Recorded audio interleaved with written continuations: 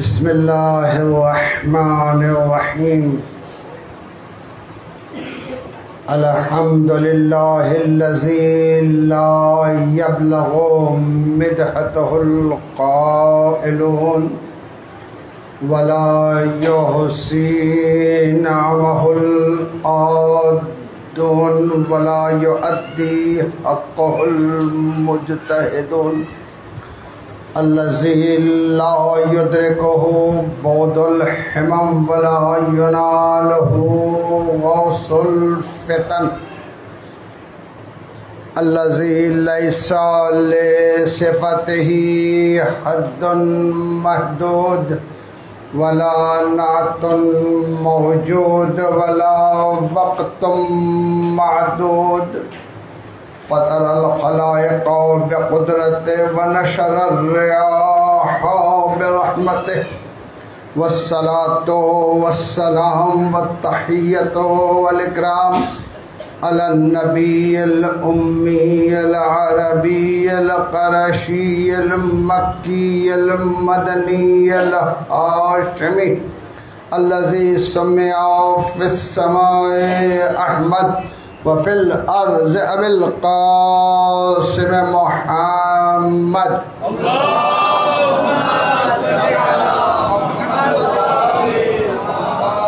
वस्सलातु वस्सलाम वत्तहिय्यतु वल इकराम अला अहले बैतिही तय्यबीन अत्ताहिरीन अल-मासूमीन अल-मज़लूमीन अल्लज़ीना अज़हबल्लाहु अन्हुमुर रिज्स व युतहहिरुहुम तत्हीरा।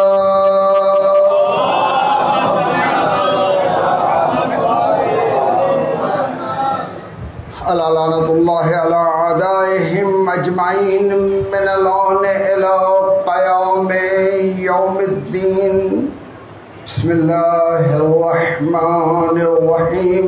क़ालल्लाहु तबारका व तआला फ़ी किताबिहिल करीम व हुवा अस्दक़ुल क़ाइलीन व क़ौलुहुल हक़। या अय्युहर रसूल बल्लिग़ मा उन्ज़िला इलैका मिन रब्बिक व इन लम तफ़अल फ़मा बल्लग़्ता रिसालतह वल्लाहु यअसिमुका मिनन नास। सलावत।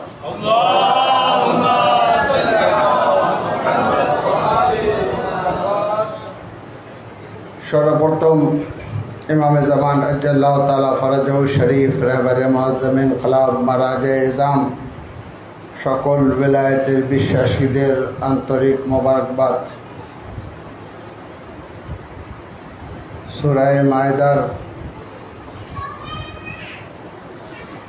৬৭তম आयत तिलावत करेছি। जे आया मुबारका सम्पर्के अहले तशय्यो एवं अहले तसन्नुन उभয়ের মধ্যে इजमा रयेছে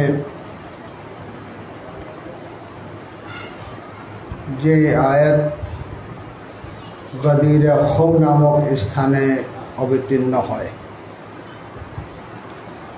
गदीर खुम जार बर्तमान नाम होच्छे जुहफा।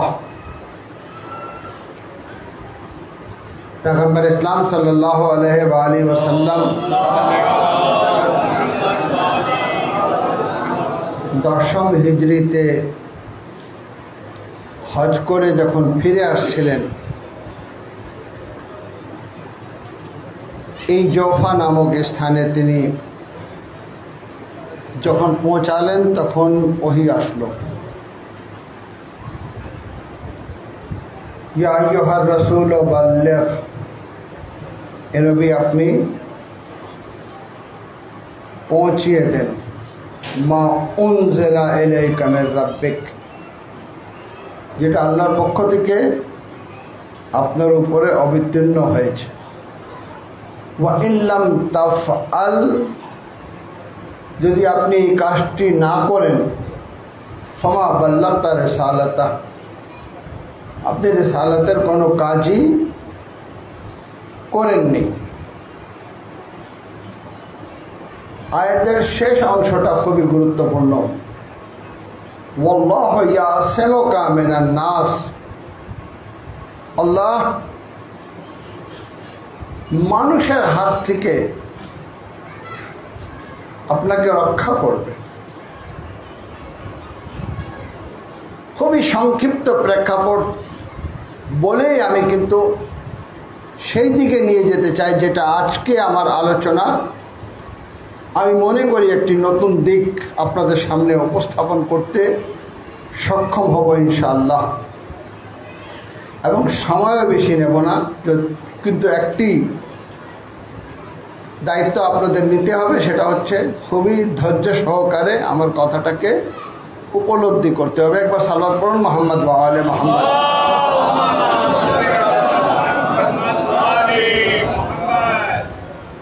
এই জায়গাটা হচ্ছে এমন এক জায়গা যেখান থেকে ইয়ামানে যাওয়ার রাস্তা রয়েছে, মদিনা যাওয়ার রাস্তা রয়েছে, এবং জদ্দা এবং ওই সাইডে যতগুলা আরবরা থাকতেন তাদের, আর মক্কায় যারা অবস্থান করছিলেন তারাও কিন্তু নবীকে বিদায় দিতে এই পর্যন্ত সঙ্গে এসেছিলেন। কেন এখান থেকে রাস্তা ডিভাইডেড হয়ে যায়। যারা মদিনায় যেতে চায় তারা মদিনায় চলে যাবে, যারা ইয়ামান যেতে চায় তারা ইয়ামান চলে যাবে, যারা জদ্দার ওদিকে যেতে চায় আবার মক্কিরা ফিরে আসবেন। এই রকম একটি স্থানে যখন এই আয়াত অবতীর্ণ হয়, পয়গম্বর ইসলাম সাল্লাল্লাহু আলাইহি ওয়া আলিহি ওয়াসাল্লাম নির্দেশ দেন। তখন সমস্ত সাহাবায়ে কেরামদের কাছে উট ছিল, তো উটের উপরে যে বসার জন্য তৈরি করা হয় সেটাকে বলা হয় পালান। রাসূল বললেন সব উটের উপর থেকে প্লানগুলাকে নিয়ে আসা হোক, এবং প্লানগুলাকে একের উপরে এক রাখা হলো, যে কারণে আজকে আমরা বলি পালানে সতরের মিম্বার, অর্থাৎ সতর বলা হয় উটকে। উটের পালানের মিম্বার তৈরি করলেন খুবই উঁচু করে,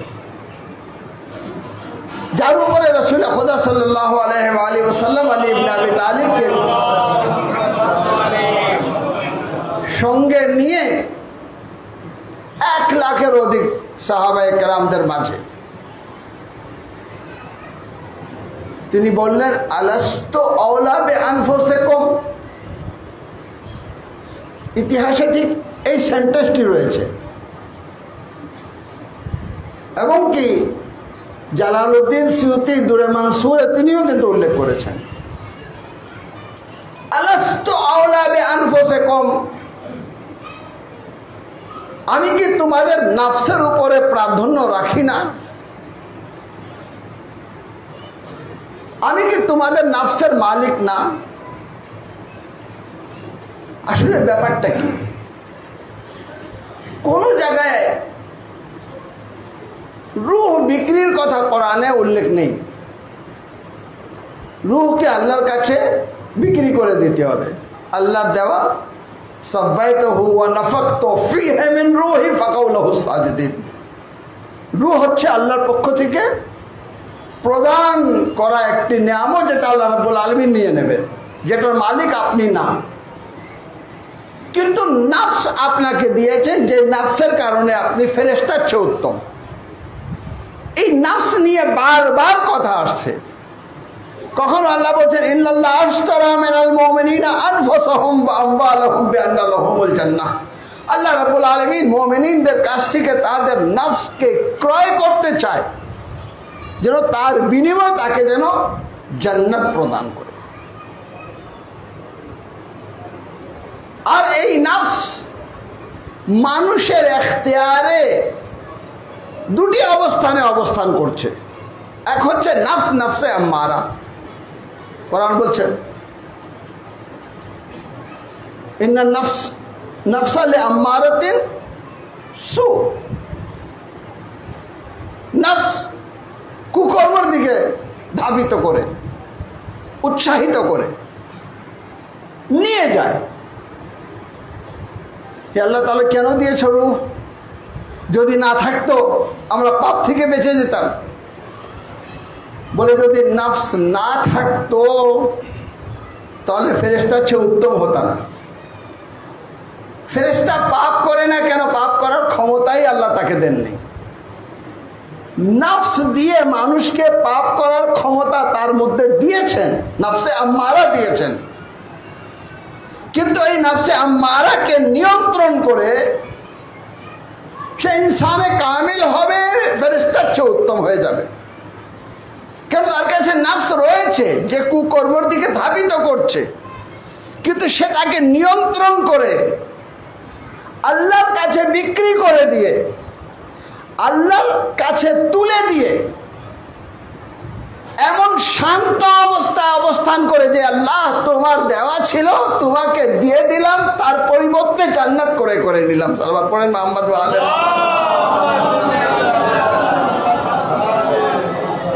আল্লাহ বলেন, আমি সৃষ্টির পর থেকে তোমাদেরকে বান্দা বলেছি,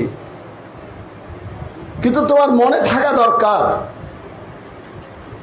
যে রাসূল রিসালাতের দায়িত্ব পালন করার পরেও আল্লাহ রাব্বুল আলামিন যখন রাসূলের কথা বলছেন, কি বলছেন? সুবহানাল্লাযী আসরা বিআবদিহি।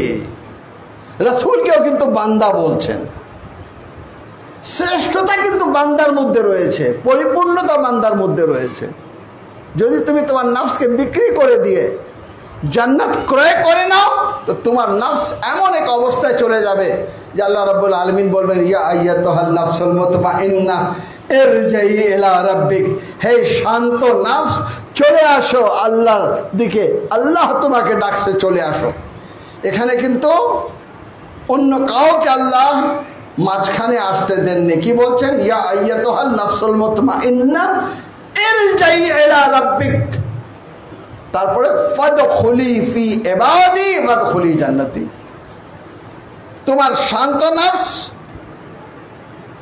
তুমি এখন আমার দিকে চলে আসো, আমার বান্দার মধ্যে প্রবেশ করো। ফাদখুলি, সাথে সাথে ফাফায় ফরিয়াত, ফাদখুলি ইবাদ, ফাদখুলি ফি ইবাদি ওয়াদখুলি জান্নাতি, এবং আমার জান্নাতে প্রবেশ করো। এটা হলো নফস, নফসে মুতমাইন্না। মানুষ নিজের নফসে আম্মারাকে নফসে মুতমাইন্নায় পরিণত করার পর জান্নাতে যাওয়ার উপযুক্ত হয়। এবার আমি আবার আপনার সামনে পয়গম্বর ইসলামের কথা তুলে ধরতে চাই। তিনি কি বললেন? আলাস্তু আওলা বিআনফুসিকুম। কেন সাহাবায়ে কেরামদের সাথে 23টি বছর পয়গম্বর ইসলাম যে শিক্ষা দিয়েছিলেন, তারা এসে পয়গম্বরকে বলতেন, ইয়া নবী আল্লাহ, আমার পিতামাতা আপনার উপরে কোরবান হোক, আমার সব কিছু, জান মাল সব কিছু আপনার জন্য। জান অর্থাৎ নফস, আমার নফস আপনার জন্য। আপনি নির্দেশ দেবেন, আমি জীবন দিতে হাজির। আপনি নির্দেশ দিবেন, আমি জিহাদে যেতে হাজির। আপনি যা বলেছেন আমি তা করেছি। আমি আমার নফস আপনার হাতে তুলে দিয়েছি। আজকে হচ্ছে পরীক্ষা। আলাস্তু আওলা বিআনফুসিকুম। আমি কি তোমার নফসের উপরে প্রাধান্য রাখি না? সাহাবারা বললেন, কালু বালা ইয়া রাসূলুল্লাহ।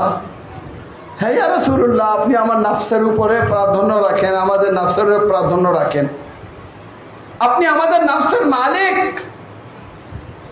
তখন আমাদের পয়গম্বর বললেন, মান কুনতু মাওলা ফাআলিয়ুন মাওলা।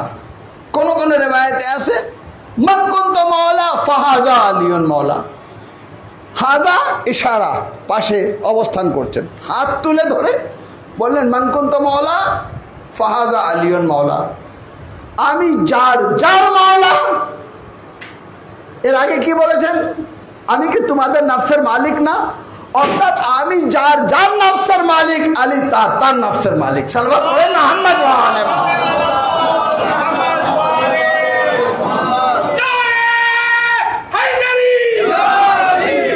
আমি যার যার নফসের মালিক, আলী তার তার নফসের মালিক। রিসালাত সমাপ্ত হয়ে গেল।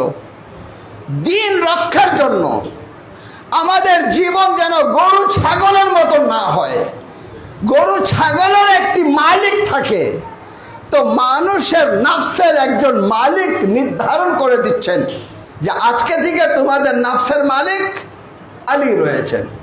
এর আগে তোমরা আল্লাহর কাছে নফস বিক্রি করতে চাইলে আমার কাছে আসতা, আমার অনুপস্থিতিতে ওইখানেই কিন্তু হজ্জতুল বেদার খুতবা দুটো দিয়েছেন, একটা আরাফাতে, একটা এখানে, যেখানে বলেছেন যে আমি তোমাদের মাঝখান থেকে খুব শীঘ্রই বিদায় নেব, অর্থাৎ নবুয়ত সমাপ্ত হয়ে যাবে। এখন দিন রক্ষক হিসাবে ইমামতের সূচনা, আমি তোমাদের সকলের হাত আলীর হাতে দিয়ে যাচ্ছি। খবরদার কেউ যেন না যায়, কেউ যেন না যায়। সবাই এসে যেন আলী ইবনে আবি তালিবকে হাতে বায়াত করে, এবং সাহাবায়ে কেরামরা আসতেন, এসে বলতেন বাক্ষেন বাক্ষেন লাকা ইয়া আলী ইবনে আবি তালিব। এটা সাহাবাদের মুখে উচ্চারণ করা কথা, মোবারক মোবারক হে আলী ইবনে আবি তালিব, আসবাহতা মাওলাই ওয়া মাওলাই কুল্লি মুমিনিন ওয়া মুমিনা, হয়েছেন আপনি আমার এবং সকল মুমিনিন ও মুমিনাতের মওলা। এভাবে মোবারকবাদ 3 দিন পর্যন্ত সেখানে অবস্থান করেন এবং এই সিলসিলা অব্যাহত থাকে।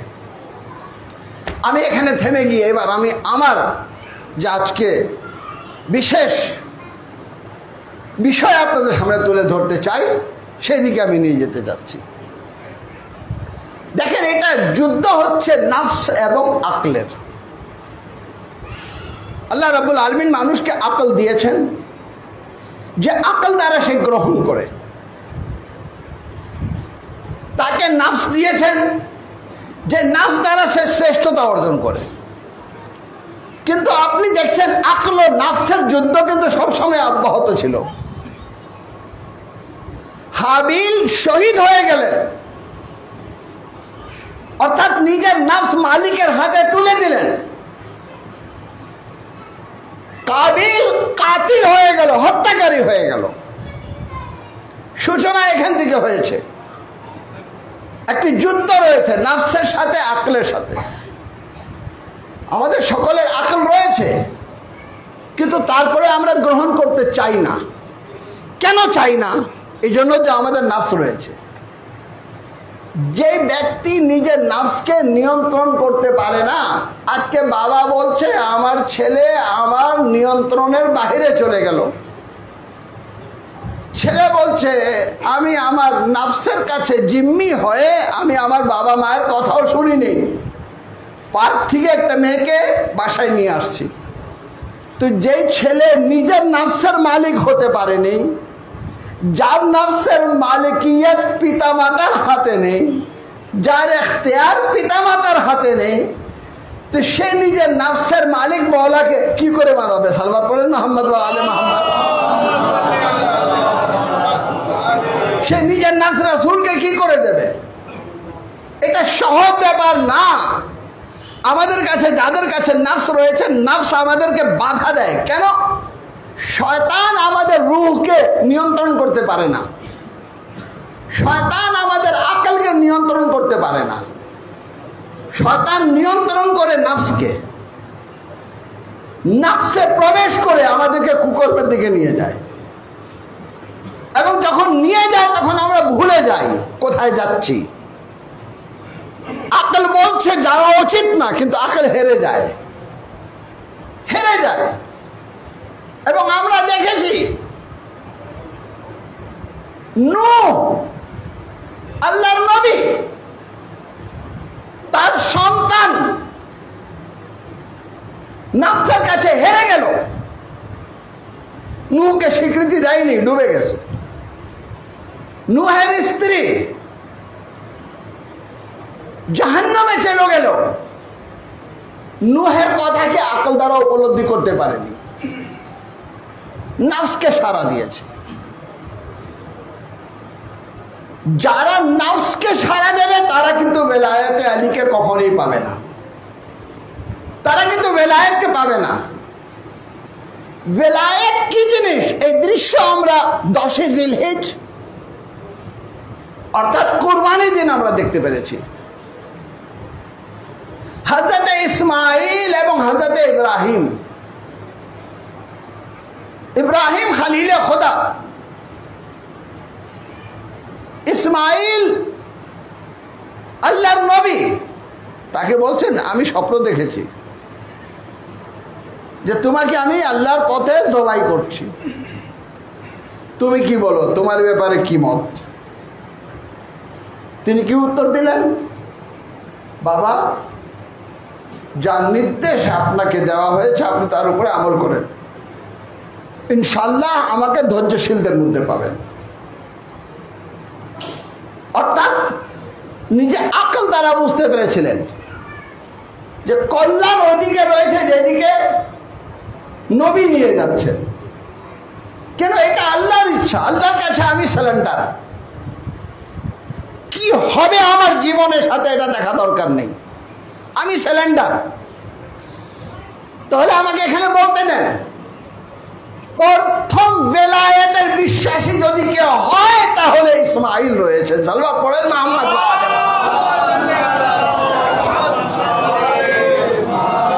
আপনারা সবাই তো বেলায়েতের দাবিদার, শুনেন আজকে আমার মুখে। প্রথম বেলায়েতের বিশ্বাসী ছিলেন হযরত ইসমাইল, যিনি সিলিন্ডার হয়ে গেলেন কার কাছে? কেন? হযরত ইব্রাহিম বেলায়েতে আসনে বসেছেন, হযরত ইসমাইল সিলিন্ডার। বাবা, যা আপনাকে নির্দেশ দেওয়া হয়েছে তার উপরে আপনি আমল করেন। তিনি আমল করেছেন। কি আওয়াজ আসলো আল্লাহর পক্ষ থেকে? ইন্নী জাইলুকা লিন-নাসি ইমামা। ইব্রাহিম, আমি আপনাকে জনগণের ইমাম বানালাম। কেন? আপনি জনগণের ইমাম একজন হলেও বেলায়েতের বিশ্বাসী, বেলায়েতে ইব্রাহিমের বিশ্বাসী হযরত ইসমাইল, যিনি নিজের জীবনকে আল্লাহর জন্য উৎসর্গ করে দিচ্ছেন। বেলায়েতের প্রতি বিশ্বাস এত কঠিন না। নিজের নফসকে বিক্রি করে দেওয়া, নিজের নফসের ঊর্ধ্বে ওঠা, নিজের নফসের মালিক আল্লাহকে মনে করা, নিজের জীবনকে মূল্যায়ন না করে আল্লাহকে মূল্যায়ন করা, নিজের জীবনকে উৎসর্গ করে দেওয়া, এটা হচ্ছে অনেক বড় ব্যাপার। এই জন্য রাসূল বলেছেন আলাস্তু আওলা বিআনফুসিকুম, অর্থাৎ স্পষ্ট করে দিচ্ছেন যাদের নফসের মালিক আমি, তারা আমার বেলায়েতকে বিশ্বাস করে। যারা আমার বেলায়েতকে বিশ্বাস করে তারা আলীর বেলায়েতকে বিশ্বাস করবে। অর্থাৎ যারা রাসূলের বেলায়েতকে বিশ্বাস করে না তারা আলীর বেলায়েতকে বিশ্বাস করতে পারবে না। সালওয়াত পড়েন মুহাম্মদ ওয়া আলি মুহাম্মদ।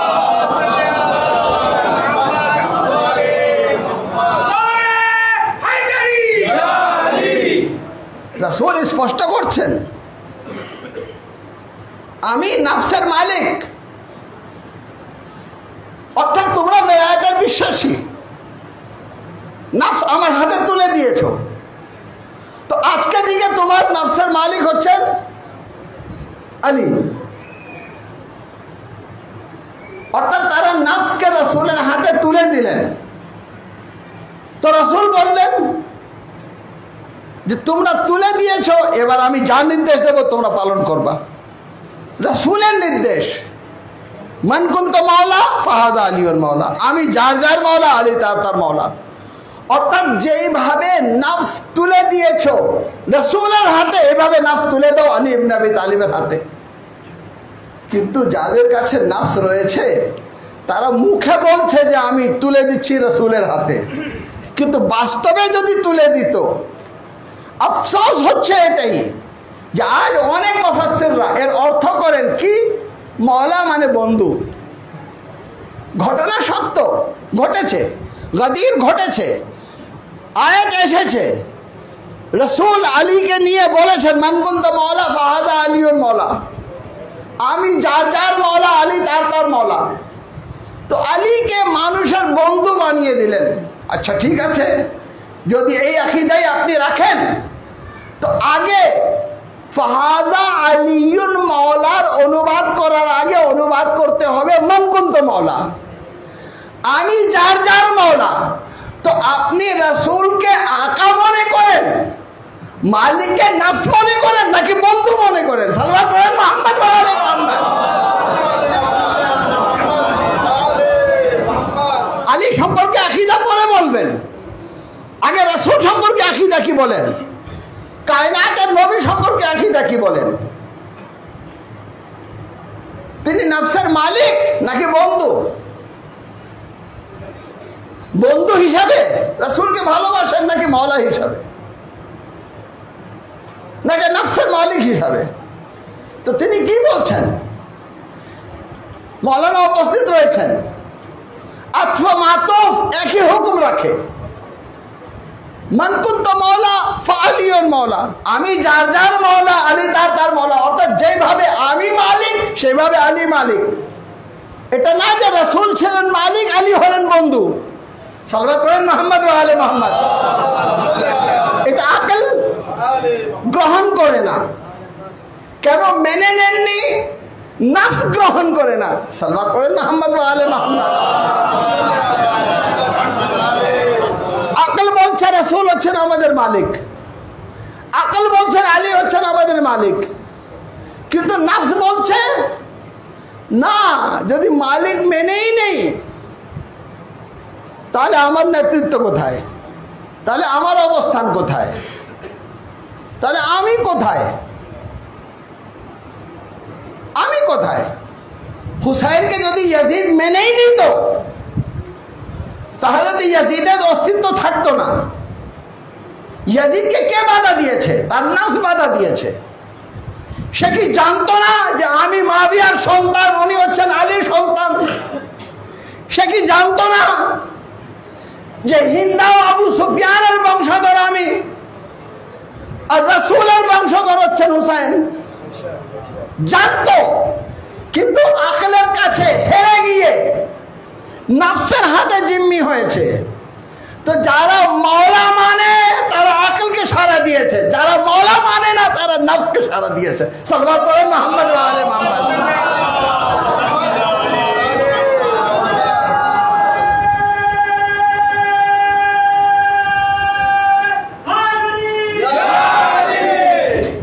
নফসকে যারা প্রাধান্য দিয়েছেন তারা কিন্তু আলীকে মেনে নিতে, এই জন্য আয়াতুল্লাহ খামনাই রাহবারে মুআজ্জাম ইনকিলাব তিনি স্পষ্ট বলেছেন, গাদিরকে মূল্যায়ন করো। কেন? গাদিরকে মূল্যায়ন করা হলে কারবালা হতো না, গাদিরকে মূল্যায়ন করা হলে ফিরকা হতো না, গাদিরকে মূল্যায়ন করা হলে ইখতিলাফ সৃষ্টি হতো না, গাদিরকে মূল্যায়ন করলে আজ ফিরকায় আমরা ডিভাইডেড হতাম না। কায়নাতের মাওলা একজন হতো, যেভাবে কায়নাতের নবী ছিলেন তিনি, নবুয়ত সমাপ্ত হয়ে গেল, বিলায়ত শুরু হয়ে গেল। আজ আহলে সুন্নাত ওয়াল জামাতের মধ্যে কোটি কোটি সুফিয়ানে কেরাম রয়েছেন যারা আলী ইবনে আবি তালিবের বেলায়েতের বিশ্বাসী, কিন্তু বেলায়েতের বিশ্বাসী হলেও আমরা নিজেই বেলায়েতের বিশ্বাসী, কিন্তু এই বিশ্বাস ওই রকম বিশ্বাস না। আমরা আমাদের নফসকে মওলার হাতে তুলে দিতে পারিনি। যারা তুলে দিতে পেরেছে তারা আজকে রণাঙ্গনে উপস্থিত রয়েছে। কেন? জান তো दी हुई उसी की थी, हक तो ये है कि हक अदा ना हुआ। জীবন তো আল্লাহর দেওয়া ছিল, এই নফসকে আমি তার হাতে তুলে দেব, আল্লাহর হাতে তুলে দেব। আল্লাহর বান্দা হতে গেলে আমি মালিকের নফস নির্ধারণ করব। তো মালিকের নফস রাসূল ছিলেন, রাসূলের পরে আকল বলে দিচ্ছে, কোরআন বলে দিচ্ছে, হাদিস বলে দিচ্ছে, তাফসীর বলে দিচ্ছে, মুসলমানদের ইজমা বলে দিচ্ছে, সব কিছু বলে দিচ্ছে, কিন্তু তারপরেও মানবো না। কেন মানবো না? আকলের স্বাদ হচ্ছে মানবী, আকলের স্বাদ হচ্ছে আধ্যাত্মিক, নফসের স্বাদ হচ্ছে শারীরিক। শারীরিক স্বাদ মানসিক স্বাদের উপরে প্রাধান্য দিচ্ছি আমরা। শারীরিক স্বাদকে আমরা ওই আকলের আধ্যাত্মিক স্বাদের উপরে প্রাধান্য দিচ্ছি আমরা। আপনি ত্যাগ স্বীকার করবেন, আকল আনন্দিত হবে, রূহ আনন্দিত হবে। আপনি যত দান খায়রাত করবেন আকল আনন্দিত হবে, রূহ আনন্দিত হবে। কিন্তু ক্যালকুলেটর নিয়ে হিসাব করলে এত টাকা কমে গেল, নফস কষ্ট পাবে। তো ব্যাপার হচ্ছে আকল ও নফসের যুদ্ধ। আজকে এই যুদ্ধের সূচনা হয়েছে, এই যুদ্ধের সূচনা হযরত আদমের সন্তান থেকে হয়েছে, রাসূলের উপরে সমাপ্ত হয়নি। আজকেও আমরা যারা আছি আমাদেরও পরীক্ষা হচ্ছে যে তুমি নফসের কাছে হেরে গেছো নাকি হেরে যাওনি। যদি হেরে গেছো মাওলাকে মানা দরকার নেই, আর যদি হারো নেই জিতে গেছো তাহলে মাওলাকে মেনে নাও। সালওয়াত পড়েন মুহাম্মদ ওয়া আলে মুহাম্মদ। আচ্ছা প্রশ্ন আসে, ঠিক আছে অন্যকে মানবো না কেন? আলীর মতন নিয়ে আসো, কাউকে নিয়ে আসো। সবে হিজরত রাসূলের বিছানায় শুয়ে পড়লেন, জীবনের ভয় আছে, তলবার দিয়ে কাফেররা টুকরো টুকরো করে ফেলবে, কিন্তু একটি প্রশ্ন করলেন, ইয়া রাসূলুল্লাহ আমি শুয়ে পড়লে আপনার জীবন বেঁচে যাবে? রাসূল বললেন হ্যাঁ। শুয়ে পড়লেন, কি আওয়াজ আসলো? আল্লাহ রাব্বুল আলামিন কি বললেন? ওয়া মিনান নাসি মান ইয়াশরি নাফসাহু ইবতিগাআ মারযাতিল্লাহ। আল্লাহর বান্দাদের মধ্যে এমনও বান্দা রয়েছে যে নফসকে বিক্রি করে দেয় আল্লাহর সন্তুষ্টি অর্জনের জন্য। তো আলী নিজের নফসকে রাসূলের উপরে কুরবান করে দিলেন। ওমর ইবনে আবদউদের সাথে যুদ্ধ হচ্ছে, খান্দাকের যুদ্ধ। সেই যুদ্ধে তিনি একবার ওমর ইবনে আবদউদকে পরাজিত করেছেন। বুকে বসে গেলেন, মাথা উচ্ছেদ করবেন শরীর থেকে। সেই মুহূর্তে আলী তার বুক থেকে নেমে গেলেন। সাহাবায়ে কেরামরা এই দৃশ্য দেখেছেন, এসে বললেন ইয়া রাসূলুল্লাহ এইরকম যোদ্ধা যাকে ছেড়ে দিলেন আলী, এটা কি সঠিক হয়েছে? কেন করলেন আলী এটা? সে তো সমস্ত মুসলমানদের শত্রু। সে তো ডাক দিয়ে বলছিল আসো আমাকে হত্যা করো, গাজী হয়ে যাও, আমার হাতে হত্যা হয়ে শহীদ হয়ে যাও। এখন তো সে আবার এই কথাই বলবে। রাসূল বললেন একটু ধৈর্য ধরো। আলী আবার যুদ্ধ শুরু করলেন, আবার যুদ্ধ শুরু করে তাকে পরাজিত করলেন, তার শির উচ্ছেদ করলেন, তাকবীর বললেন, নারে তাকবীর লাগালেন। তারপরে যখন ফিরে আসলেন সাহাবায়ে কেরামরা বললেন ইয়া আলী আপনি প্রথমবার ওমর ইবনে আবদউদের শির উচ্ছেদ করেননি কেন? বলে আমি যখন তার বুকের উপর বসে গেলাম সে আমার প্রতি থুথু নিক্ষেপ করলো। আমি তখন রাগনত অবস্থায় ছিলাম। আমি চিন্তা করলাম এই অবস্থায় যদি আমি তাকে হত্যা করি তো আমার রাগ এখানে প্রবেশ করবে। আমি চাই আল্লাহর ইচ্ছায় তাকে জবাই করতে, আল্লাহর ইচ্ছায় তাকে হত্যা করতে। তো যিনি নিজের নফসকে আল্লাহর কাছে বিক্রি করে এমন এক অবস্থায় চলে আসছেন যে ওমর ইবনে আবদউদকে আল্লাহর ইচ্ছায় হত্যা করেন, রাসূলের বিছানায় আল্লাহর ইচ্ছায় শুয়ে পড়েন, পা থেকে তীর বের করে নেওয়া হয়, কেউ খবরই পায় না। কায়নাতের মাওলা তিনি না হয়ে কে হবেন? সালওয়াত পড়েন মুহাম্মদ ওয়া আলে মুহাম্মদ।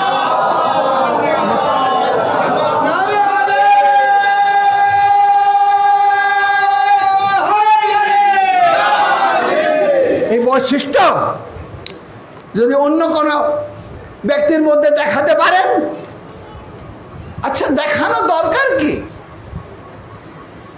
কোরআন স্পষ্ট করে দিচ্ছে ইয়া আইয়ুহার রাসূল বাল্লিগ, এ নবী আপনি পৌঁছিয়ে দেন মা উনজিলা ইলাইকা মির রাব্বিক। এই দায়িত্ব আল্লাহর পক্ষ থেকে এসেছে।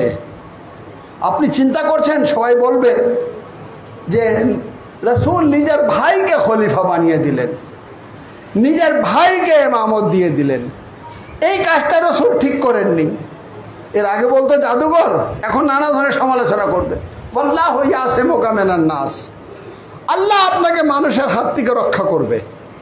এবং ঠিক তাই হলো, ঠিক তাই হলো। যখন ফিরে আসলেন হারিস ইবনে নোমানে ফাহরি রাসূলের সামনে এসে দাঁড়ায় গেল, বলে আপনি নামাজের নির্দেশ দিয়েছেন, আমি নামাজ পড়েছি। আপনি রোজার নির্দেশ দিয়েছেন, আমি রোজা রেখেছি। আপনি হজ করতে বলেছেন, আপনার সাথে হজ করেছি। আপনি যা যা বলেছেন আমি করেছি। এ কি হলো যে আপনি আলীকে আমাদের উপরে মওলা বানিয়ে দিলেন? এটা কি আপনার পক্ষ থেকে না আল্লাহর পক্ষ থেকে? রাসূল বললেন আল্লাহর পক্ষ থেকে। সে সন্দেহ করলো, ডাক দিয়ে বলো আল্লাহকে, আল্লাহ যদি সত্য হয়ে থাকে আমার উপরে আযাব নাযিল করো। কোরআন বলছে সাআলা সাইলুন বিআযাবিন ওয়াকিহ, এক সাইল আযাব চেয়েছিল, আকাশ থেকে পাথর আসলো, উসমান নোমান ইবনে ফাহরি সেখানেই ধ্বংস হয়ে গেল। তাহলে আপনি বুঝতে পারছেন যে আল্লাহ যে নবীকে বলছেন ফামা বাল্লাগতা রিসালাতা, আপনি যদি এই কাজ না করেন রিসালাতের কোনো কাজ করেননি। আমি আবার রেজাল্ট বের করছি। আল্লাহ কি বললেন? বা ইল্লাম তাফআল ফামা বাল্লাগতা রিসালাতা, তুমি যদি এই কাজ না করো তাহলে রিসালাতের কোনো কাজ করোনি। হারিস ইবনে নোমানে ফাহরি কি বললো? নামাজ পড়েছি, রোজা রেখেছি, হজ করেছি, কিন্তু আলীর মাওলাইয়াতকে মানতে আমি রাজি না। আল্লাহ মুহূর্ত দেরি করেননি, ধ্বংস করে দিলেন। তাহলে বুঝা দরকার কি যে রাসূলকে বলছেন যদি এই কাজ না করো রিসালাতের কোনো কাজ করো নি, তাহলে যদি মাওলা গ্রহণ না করে রাসূল গ্রহণ করি তো রাসূলের রিসালাতকেও গ্রহণ করি নেই। সালাওয়াত পড়েন মুহাম্মদ।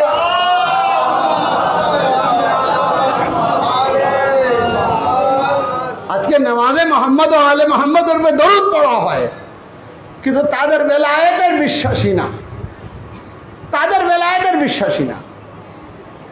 তাহলে এদের নামাজ কেমন নামাজ হবে? যেভাবে সেদের নামাজ পড়ছিল, তাড়াতাড়ি হত্যা করো হুসাইনকে, কেন নামাজ পড়তে হবে? আসরের নামাজের সময় হয়ে গেছে। এটা দেখছে না যে যাকে হত্যা করতে যাচ্ছি সে কে, সে কে, তার বেলায়েত আমার উপরে ফরজ করা হয়েছে। জেনে নেন যতদিন পর্যন্ত বেলায়েতের বিশ্বাসী হবেন না ততক্ষণ পর্যন্ত আল্লাহর জমিনে জুলম হতে থাকবে। কেউ জালিম হবে, কেউ মাজলুম হবে। যদি চান কেউ জালিমও না হোক, কেউ মাজলুমও না হোক, তাহলে বেলায়েতে আহলে বাইতকে আপনাকে মেনে নিতে হবে। আজ আপনি মনে করেন আমি চালাতে পারবো, তো যদি চালাতে পারবেন তাহলে ইমামে মেহদির অপেক্ষায় কেন? চালান, চালান। কেউ বলে জন্মগ্রহণ করবেন, কেউ বলে আসবেন, দরকার কি আসা? রাসূল চলে গেলেন, পৃথিবী আপনার হাতে তুলে দিলেন, আপনি চালান। কিন্তু না, ফাতেমার সন্তানের অপেক্ষায়। তো আগে ফাতেমার স্বামীকে বিশ্বাস করেন, পরে ফাতেমার সন্তানকে বিশ্বাস করবেন। সালাওয়াত পড়েন মুহাম্মদ।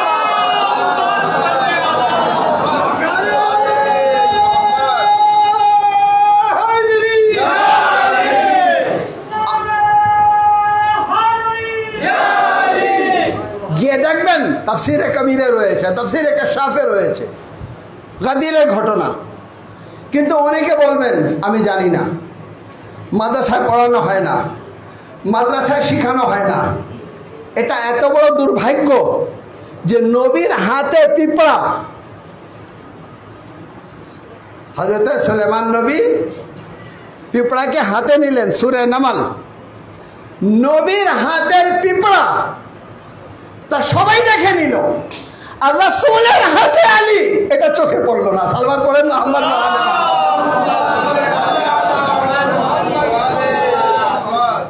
একটা পিঁপড়া সেটাকে নবীর হাতে দেখেছে, কিন্তু নবী হাত তুলে একজন দুইজন সাহাবী থেকে রিওয়ায়াত হলে আমরা গ্রহণ করে নিই। লাখের উপরে সাহাবী উপস্থিত, যখন মওলা বানানো হলো, এত হালকা, এত হালকা। আজকে জিজ্ঞাসা করা হয় মুজতাহিদদের কাছে, কাফিরদের বন্ধুত্ব করা যাবে কিনা? বলে মানবতা পর্যন্ত বন্ধুত্ব করা যাবে, হচ্ছে বেশি না। কাফিরের সাথে বন্ধুত্ব করা যাবে না, ওই ধরনের বন্ধুত্ব যেটা ইসলাম ক্ষতিগ্রস্ত হয়, যেটা আজকে আপনি দেখছেন ইসরায়েলের সাথে মুসলমানদের বন্ধুত্ব, আজকে আপনি দেখছেন যে আজকে ফিলিস্তিনের সাথে মুসলমানদের শত্রুতা। যারা বেলায়েতের বিশ্বাসী ছিল তারা জালিমের বিপক্ষে অবস্থান নিল, মাজলুমের পক্ষে অবস্থান নিল। অর্থাৎ স্পষ্ট করে দিল কার্রার কে ফার্রার কে। সালওয়াত পড়েন মোহাম্মদ ওয়া আলে মোহাম্মদ। উম্মতে রাসূলের পাশে থাকাকে আর ছেড়ে দেওয়াকে।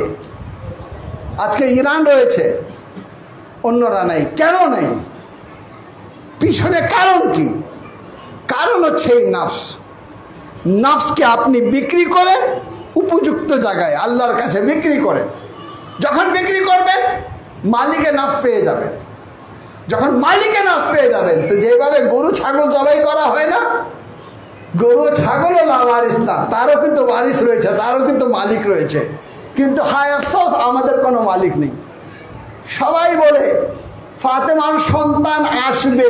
আরে যদি ফাতেমার সন্তানই লাগে তাহলে আগে মানলেন না কেন? হাসানকে মানেননি কেন? হুসাইনকে মানেননি কেন? সৈয়দে সাজ্জাদকে মানেননি কেন? ইমামে বাকরকে মানেননি কেন? ইমামে জাফর সাদিককে মানেননি কেন?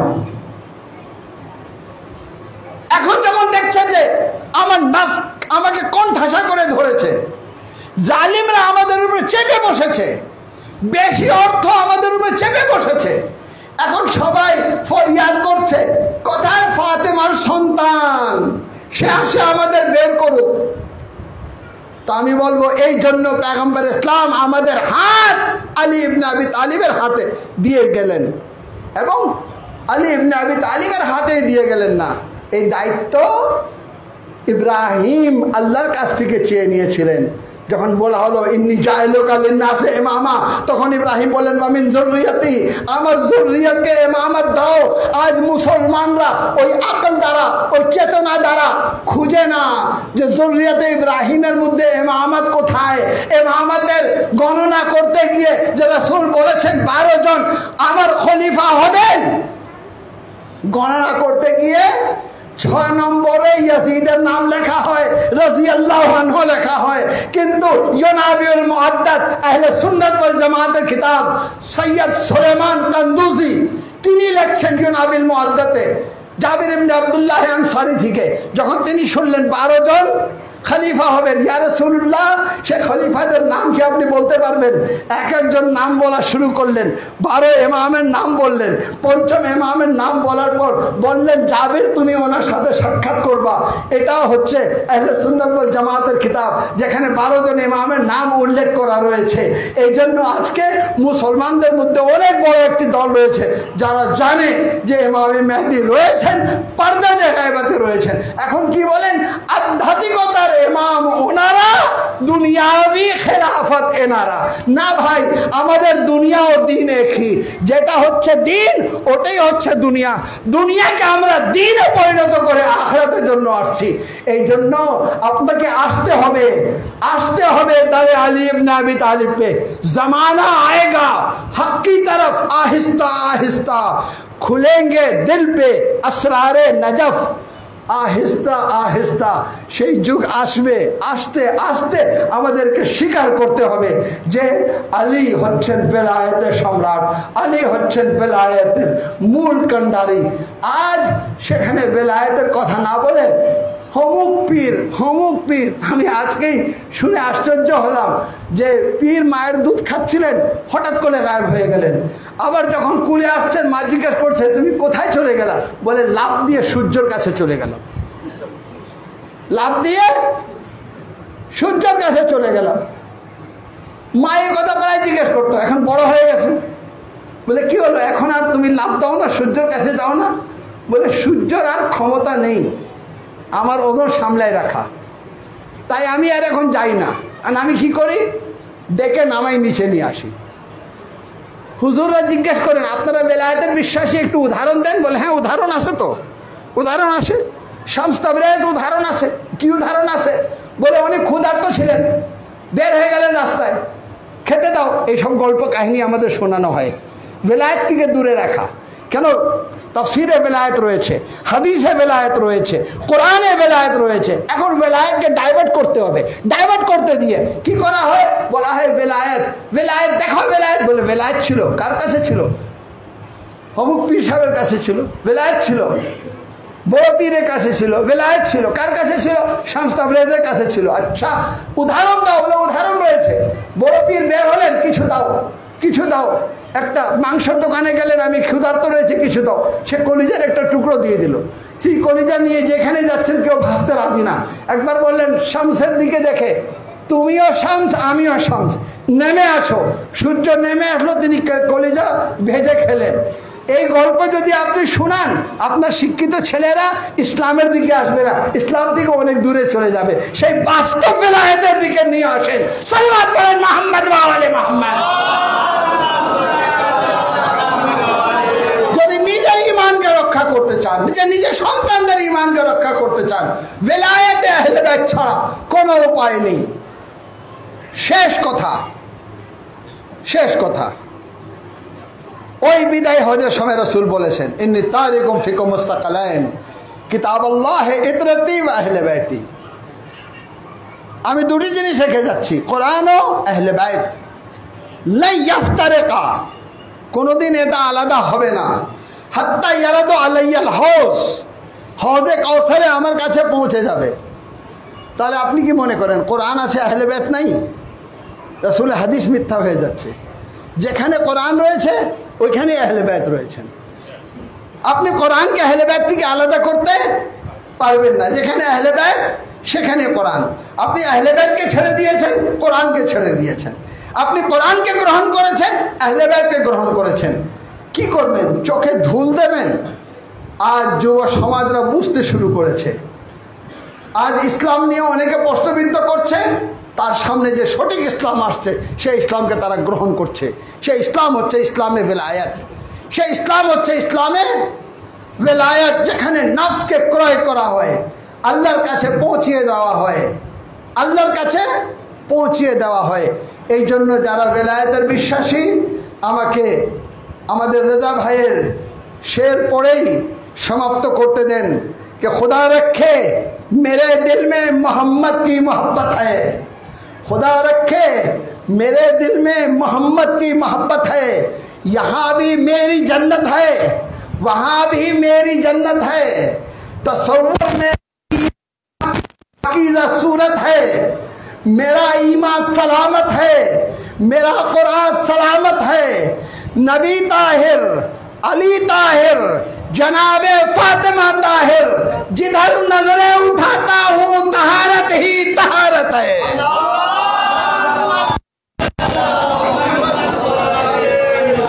हे रब्बुल आलमीन,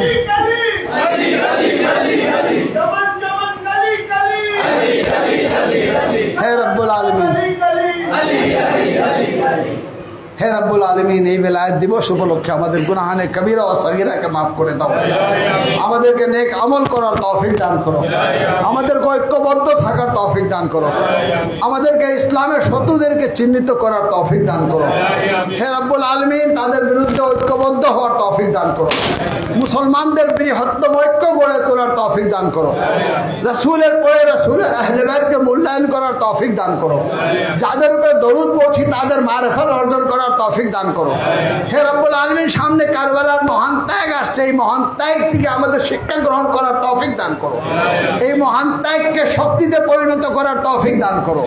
হে রব্বুল আলমিন, রাসূলের উম্মতের মধ্যে অন্তর্ভুক্ত করে দাও, যেমন বান্দা দেখতে চেয়েছো তেমন বান্দা হওয়ার তৌফিক দান করো। হে রব্বুল আলমিন, হক্কে মোহাম্মদ ওয়া আলে মোহাম্মদ, ইমামে জামানার জহুরকে তাড়িত আমাদেরকে তারা সাহাব ও আনসার ও আওয়ানের মধ্যে অন্তর্ভুক্ত করে দাও, উপস্থিত মুমিনদের নেক চাহিদাকে পূরণ করে দাও। রব্বি জালানি মুকিমাস সালাতি ওয়া মিন যুররিয়াতি, রব্বানা ওয়া তাকাব্বাল দুআ বিহাক্কি লা ইলাহা ইল্লাল্লাহ মুহাম্মাদুর রাসূলুল্লাহ।